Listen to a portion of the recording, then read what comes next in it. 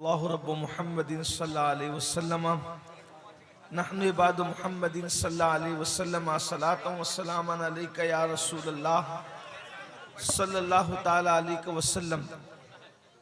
और जन्नत जो है आखिरत में खूबसूरत ठिकाना है।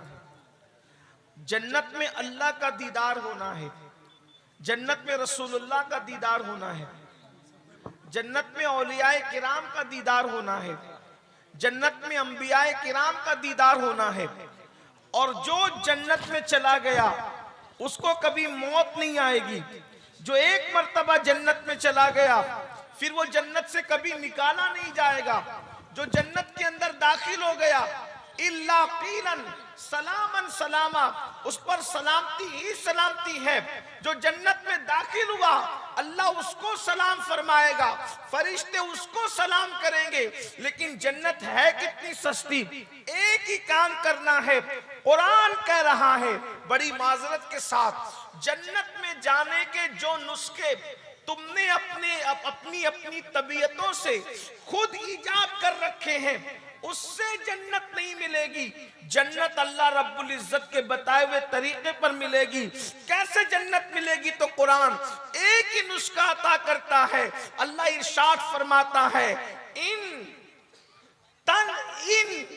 तजतनिबु कबाइर मा तुनहौना अन, अगर तुम अपने आप को बचा लो गुनाह कबीरा से, बड़े गुनाहों से, अगर तुम अपने आप को बचा लो और तुम बड़े गुनाहों से बच जाओ तो अब अल्लाह रब्बुल इज्जत फरमा रहा है कबीरा गुनाहों से, बड़े गुनाहों से बचोगे तो अल्लाह पाक इरशाद फरमाता है वनुकफ्फिर अन्कुम सय्यिआतिकुम, तो जो तुम्हारे दूसरे गुनाह बड़े गुनाहों के अलावा जो छोटे गुनाह हैं अल्लाह यूं ही उसको माफ कर देगा।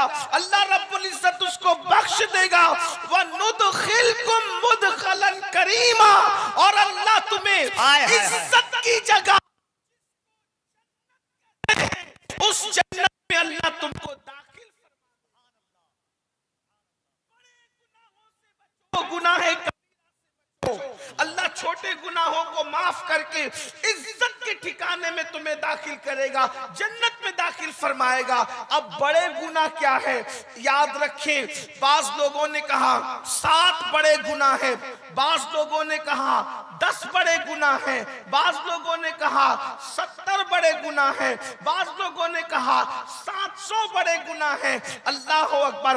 लेकिन एक बात मैं आपसे कह दूं, मुझे एक बात बड़ी खूबसूरत लगती है। सैयदना मौलाए कायनात करमल्लाहु ताला वजहुल करीम की आप इरशाद फरमाते हैं छोटे बड़े गुनाह की बात छोड़, बात ये है कि तू नाफरमानी किसकी कर रहा है। अल्लाह अकबर। तू इतने बड़े रब की नाफरमानी कर रहा है, अगर गुनाह छोटा भी हो तो अल्लाह अकबर वो गोया के बड़े रब की नाफरमानी है। अल्लाह अल्लाह। मेरे आका सल्लल्लाहु अलैहि वसल्लम के दीवानों और सैयदना फारूक आजम रज़ी अल्लाह ताला अन्हु इरशाद फरमाते हैं कि गुनाह कोई भी हो, मुझे तो इतना समझता है इंसान कोई भी गुनाह करे उससे रसूलुल्लाह का दिल दुखता है, आका के दिल को तकलीफ पहुंचती है। अल्लाह अकबर। आज हम गुनाहों के अंदर डूबे चले जा रहे हैं। अब हम गुनाहों के नतीजे पर नजर नहीं रखते, गुनाहों के अंजाम पर नजर नहीं रखते। हैरत की बात यह है अगर हाथ में छुरी हो तो इंसान छुरी को संभाल संभाल करके उससे फल काटता है कि मेरा हाथ न कट जाए। सामने आग जल रही हो उससे अपने आप को बचाने की कोशिश करता है। नादान इंसान। अगर छुरी से हाथ कटेगा तकलीफ जरूर होगी लेकिन तू हमेशा के लिए बर्बाद नहीं होगा। दुनिया की आग की चिंगारी अगर तेरे जिस्म पर आ गई छाला तो आएगा लेकिन तू हमेशा के लिए बर्बाद नहीं होगा। मगर ये गुनाह तुझे और तेरी नस्लों को बर्बाद कर रहे हैं। आओ हदीस रसूल सुनो। अपने बच्चों के मुस्तकबिल को तबाह करने वालों, माँ बाप के गुनाह बच्चों को तबाही के दहाने पर ले जाते हैं, बच्चों को बर्बादी के दहाने पर ले जाते हैं। ओ माँ बाप, तुम कैसे माँ बाप हो? अपने बच्चों की दुनिया की राहत के लिए अपना वतन छोड़कर कोई कलकत्ता का कारोबार के लिए जा रहा है, कोई दिल्ली कारोबार के लिए जा रहा है, कोई मुंबई कारोबार के लिए जा रहा है। बताओ, वतन छोड़ करके बेवतन दर दर भटकने वालों क्यों भटक रहे हो? इसीलिए ना कि तुम्हारे बच्चों का मुस्तकबिल अच्छा हो जाए, तुम्हारे बच्चों का मुस्तकबिल बेहतर हो जाए। मगर सुनो, अगर तुमने दौलत जमा कर ली तो बच्चों का मुस्तकबिल बेहतर नहीं होगा उससे, क्योंकि अल्लाह पाक इरशाद फरमा रहा है, दिल के कानों से हदीस सुनना, पूरी तकरीर याद रहे न याद रहे, ये हदीस दिल पर लिख कर ले जाना।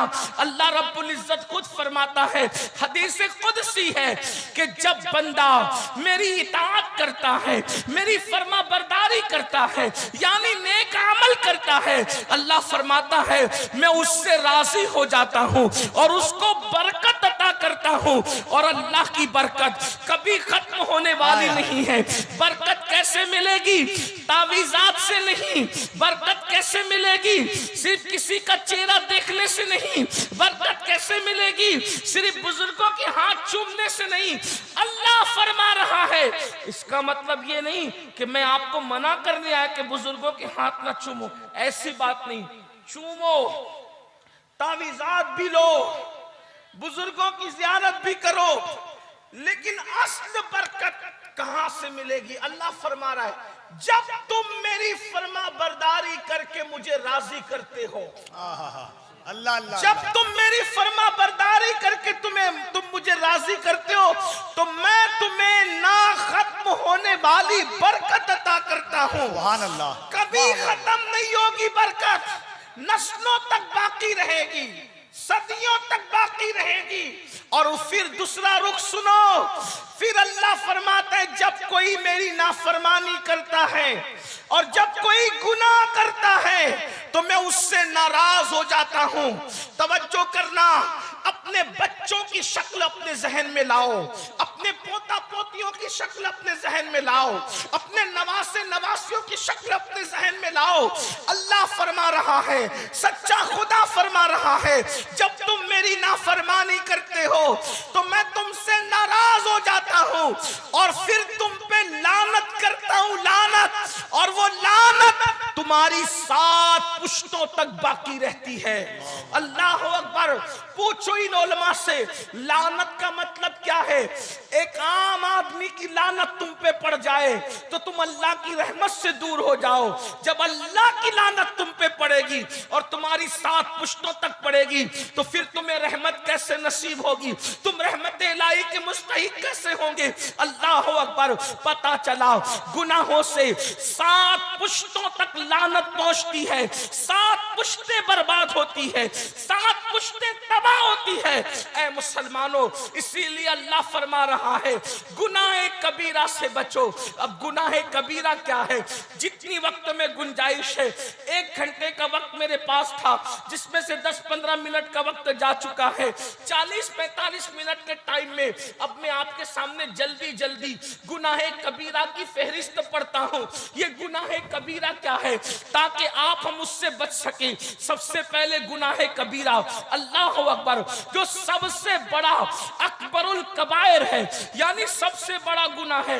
ऐसा गुनाह, हर गुनाह बख्श दिया जाएगा लेकिन ये गुनाह नहीं बख्शा जाएगा, उसको शिर्क कहते हैं। शिर्क, शिर्क से बचो। शिर्क क्या है? अल्लाह के अलावा, अल्लाह रब्बुल इज्जत के अलावा किसी और की इबादत करना, ये शिर्क है। जो चीजें अल्लाह के लिए खास है उसमें किसी को शामिल करना, ये शिर्क है। शिर्क, और शिर्क सारे कबीरा गुनाहों में सबसे बड़ा कबीरा गुनाह है। अल्लाह शिर्क को माफ नहीं करेगा। आज मुसलमानों का हाल क्या हो गया है? माअज़ल्लाह, बहुत सारे मुसलमान बुत खानों की तरफ भी बढ़ते हैं। फिल्मों में देख करके, सीरियलों में देख करके ईमान लोगों का कमजोर हो रहा है। चलो, मस्जिद में बात नहीं बनती तो फिर बुत खानों की तरफ भी चलो। याद रखना मुसलमानों, अच्छी तरह याद रखना, तुम्हारे और मेरे अल्लाह के अलावा किसी की ताकत नहीं, किसी की कुव्वत नहीं, किसी की शान और शौकत नहीं। अरे नादान, अपने अल्लाह की ताकत का अंदाजा लगा कि अपने अल्लाह की शान क्या है, जिसको तू वादहू ला शरीक मानता है, जिसको तू इलाह मानता है, जिसको तू खुदा मानता है, उसकी शान क्या है पता? उसकी शान तुझे, अल्लाह अकबर, मोहम्मदुर रसूलुल्लाह को उसने पैदा किया है, उसने बनाया है, मोहम्मदुर रसूलुल्लाह को उसने बनाया है। अब बताओ वो मोहम्मद क्या है? रूही फिदा सल्लल्लाहु अलैहि वसल्लम अगर इशारा करे तो चांद टुकड़े हो जाए, इशारा करे तो सूरज पलट कर आ जाए, इशारा करे तो जाबिर के मुर्दा बच्चों में जान पैदा हो जाए। बकरी खाकर उस पे हाथ रखकर दुआ करे तो अल्लाह बकरी को खड़ा कर दे। हजरत कतादा की आंख अगर बाहर आ जाए, अपना लुआब लगा करके कतादा की आंख रख दे तो पहले से ज्यादा कतादा की आंख रोशन हो जाए। खारी कुएं के अंदर अगर अपना लुआब डाल दे तो खारी कुएं मीठे हो जाए। सूखे कुएं में अपना लुआब डाल दे तो सूखे कुएं पानी से भर जाए। अल्लाह अकबर, मेरे आका की शान ये है, लोग हुजूर का हुस्न देख करके पुकार उठे कि इन जैसा कोई हो नहीं सकता। उनका हाल ये है, रास्ता चले तो पत्थर पर निशाने कदम पड़ते हैं, तो पत्थर पर निशाने कदम जाहिर होते हैं, और मिट्टी पे पैर रखते हैं तो मिट्टी पे कदम का निशान नहीं पड़ता। वो चलते हैं तो बादल साया करता है, वो चलते हैं उनके बदन पर मक्खी नहीं बैठती, वो चलते हैं तो सफर का गर्दो गुबार भी उनके चेहरे को छुपा नहीं सकता। अल्लाह अकबर, उनके कपड़े मैले नहीं होते, उनके जिस्म पर मक्खी नहीं बैठती, उनके पसीने से मुश्क की खुशबू आती है, जमीन पर उनका साया नहीं पड़ता। अल्लाह अकबर, जो देखता है चेहरा देखकर मुसलमान होने पे मजबूर हो जाता है। अंदाजा करें वो शान वाला रसूल जो अबू जहल के हाथों की कंकरियों को कलमा पढ़ा देता है, वो शान वाला रसूल जो दरख्तों को अपने पास बुला लेता है, वो शान वाला रसूल जो दरख्तों को अपने पास से भिजा देता है। लोग हैरान रहते हैं, अल्लाह अकबर, ये कैसा है, इसकी शान क्या है? लेकिन जब हजरत बिलाल कहते हैं हय्या अलस सलाह, हय्या अलस सलाह, आओ नमाज की तरफ, तो वो शान वाला रसूल जिसकी तरह कोई नहीं, वो किसी की तरह नहीं, वो वुजू बना कर आते हैं और आकर के नमाज शुरू करते हैं और सर सजदे में रख देते हैं। तो इंसान हैरान होकर सोचता है, जब झुकने वाला इतना बड़ा है तो जिसके आगे झुक रहा है उस खुदा की शान का आलम क्या? नारे तकबीर, दोनों हाथों को उठा ले, नारे तकबीर, नारे रिसालत, अज़मते मुस्तफा, शाने मुस्तफा, रिफाते मुस्तफा, शरीयते मुस्तफा, रिफाते मुस्तफा। अपने अल्लाह की शान को पहचानो। मोहम्मदुर रसूलुल्लाह जैसी हस्ती उनका बंदा, उसका बंदा है। जब बंदे की मिसाल नहीं है तो उसको बनाने वाले की मिसाल कैसे हो सकती? उसको तुम रब मानते हो, उस रब को छोड़कर कोई बुतखाने की तरफ जा रहा है, कोई पत्थरों की तरफ जा रहा है, कोई पत्थर की मूरत की तरफ जा रहा है।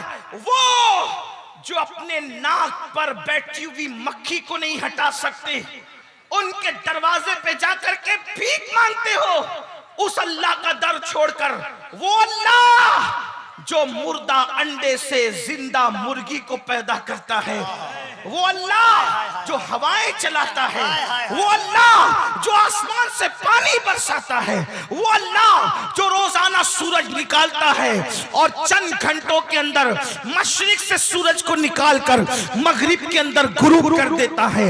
हमारी जमीन से कई 100 दर्जा बड़ा वो सूरज है, न उसमें कोई रस्सी है, न कोई तार है। कौन उसको खींचता है, कौन उसको समेटता है? और वो सूरज जाता कहां है? दिन आता है तो रात कहां जाती है, रात आता है तो दिन कहां चला जाता है? जो रोजाना सितारों की अंजुमन को सजाता है और सुबह होते होते सितारों की अंजुमन खत्म हो जाती है, जो रोजाना चांद को निकालता है।